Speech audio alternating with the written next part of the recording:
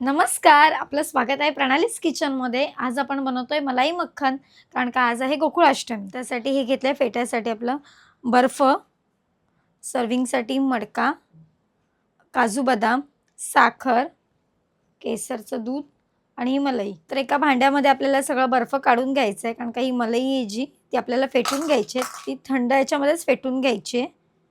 त्यासाठी हा सगळा बर्फ आपण एका भांड्यात घ्यायचा आहे काढून. तर बर्फ आपण टाकले, आता हे भांडं ठेवायचं आहे आणि याच्यामध्ये मलाई काढून घ्यायची.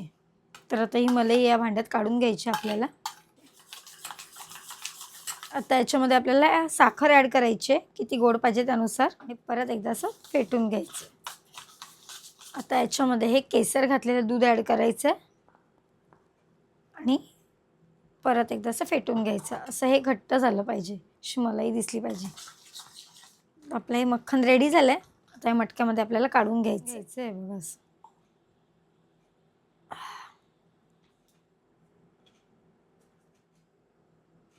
आता याच्यावरती केसर टाकायचं आणि आपले हे काजू बदाम.